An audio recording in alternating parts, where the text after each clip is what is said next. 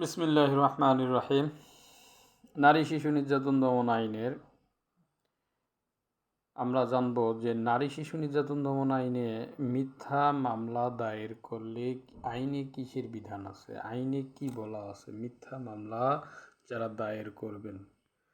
নারী শিশু নির্যাতন দমন আইনের 17 ধারাতে বলা আছে, যদি কোনো ব্যক্তি মিথ্যা মামলা দায়ের করে অথবা কোনো ব্যক্তি যে ক্ষতিগ্রস্ত নন, ক্ষতিগ্রস্ত না হওয়ার পরও অন্য কোনো ব্যক্তির ক্ষতি সাধনের জন্য তার বিরুদ্ধে মিথ্যা মামলা দায়ের করে এবং সেই মিথ্যা মামলা দায়ের করার জন্য আবার যদি কেউ প্ররোচনা দান করে, তাহলে তার সর্বোচ্চ শাস্তি হবে 7 বছর পর্যন্ত, যেটা নারী শিশু নির্যাতন দমন আইনের 17 ধারাতে বলা আছে। আইনের 17 ধারা অনুযায়ী আমরা জানতে পারলাম যে নারী ও শিশু নির্যাতন দমন আইনে কানুনের 17 ধারা অনুসারে 17-1 এই কথাটা বলা আছে। তবে এক্ষেত্রে যেটা করতে হবে সেটা হচ্ছে ট্রাইব্যুনালকে লিখিতভাবে জানানোর পর ট্রাইব্যুনাল এই বিষয়টাতে তদন্তর নির্দেশ দিবেন অথবা প্রয়োজনীয় ব্যবস্থা গ্রহণ করবেন, সেটা 17-2 ধারাতে বলা আছে। তো মিথ্যা মামলা দায়ের করা যাবে না। নারী শিশু নির্যাতন দমন আইনের যে কোনো ধারায় অপরাধী না হলে কাউকে অপরাধী বলে মিথ্যা মামলা দায়ের করা যাবে না। আমরা এই জিনিসটা জানলাম 17 ধারায়। এরপরে 18 ধারায় আছে নারী ও শিশু নির্যাতন দমন আইন মামলার তদন্তের সময়সীমা।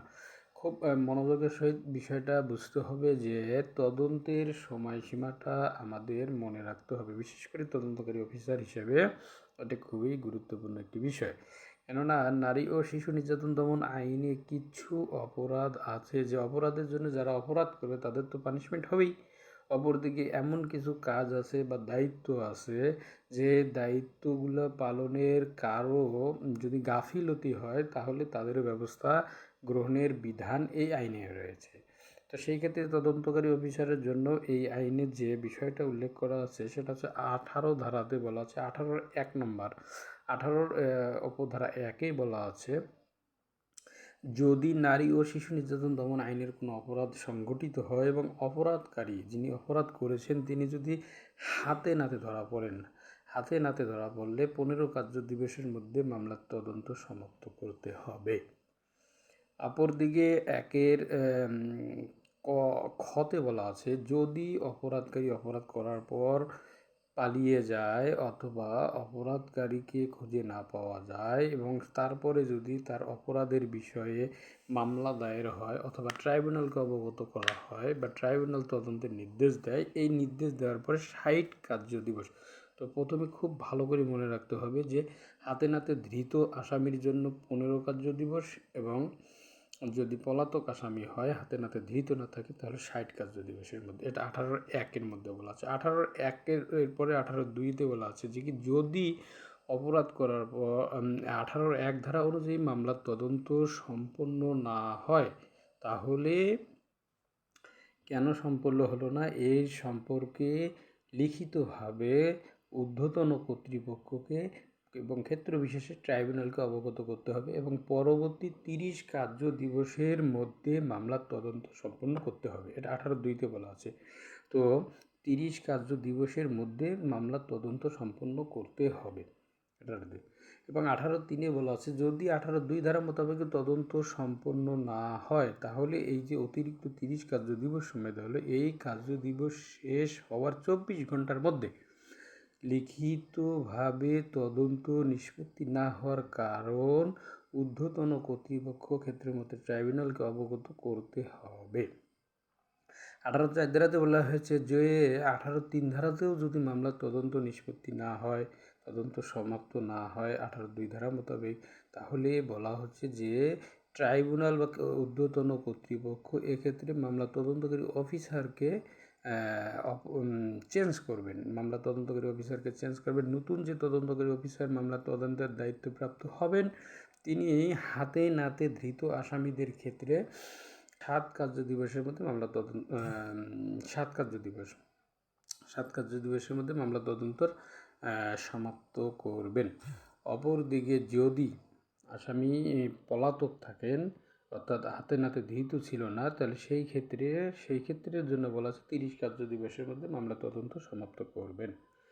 এরপরে হচ্ছে 18(5) ধারাতে বলা আছে যদি 18(4) ধারা মোতাবেকও তদন্ত সম্পন্ন না হয় তাহলে ট্রাইব্যুনাল অথবা ঊর্ধ্বতন কর্তৃপক্ষকে এই তদন্ত সম্পন্ন না হওয়ার কারণ সম্পর্কে লিখিত বক্তব্য উপস্থাপন করতে হবে, জানাতে হবে, অবগত করতে হবে।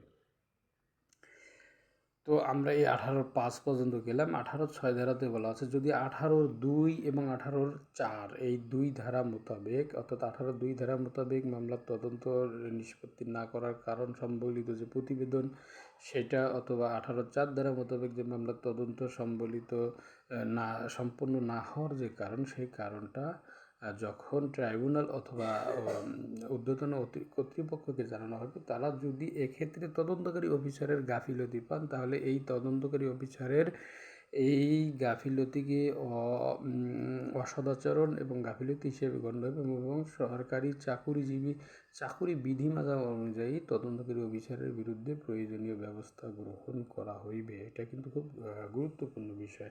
অর্থাৎ মামলার তদন্তকে কোনো কারণেই অবহেলাপূর্বকভাবে অদক্ষতার দরুন অথবা মানে অপ্রয়োজনে তদন্ত বিলম্বিত করা যাবে না।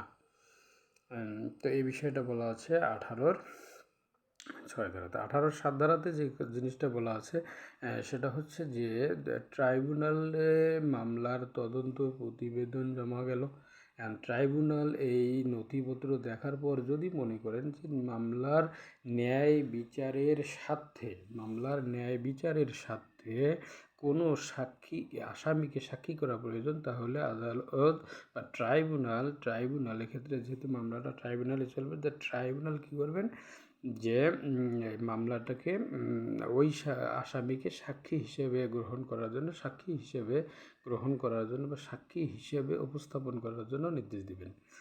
তো এটা হচ্ছে মামলার ন্যায় বিচারের স্বার্থে। এটা হচ্ছে 18(7) ধারাতে। 18(8) ধারাতে যে কথা বলেছে মামলার সাক্ষ্য প্রমাণ তদন্ত প্রতিবেদন ট্রাইব্যুনালে গেল এবং এক্ষেত্রে সাক্ষ্য এবং প্রমাণ সাক্ষীদের সাক্ষ্য গ্রহণ করা হলো। এরপরে যদি ট্রাইব্যুনালের নিকট প্রতীয়মান হয় তদন্তকারী অফিসার কোনো অপরাধীকে বাঁচানোর জন্য, কোনো অপরাধীকে অবৈধ সুযোগ দেওয়ার জন্য কোনো গুরুত্বপূর্ণ আলামত জব্দ করে নাই এবং কোনো আসামিকে ইচ্ছাকৃতভাবে তাকে রক্ষা করার জন্য সাক্ষী হিসেবে দেখিয়েছেন, তাহলে ট্রাইব্যুনাল তার এই কাজকে অদক্ষতা অসদাচরণ হিসেবে গণ্য করবেন এবং আইনগত ব্যবস্থা গ্রহণের সুপারিশ করবেন।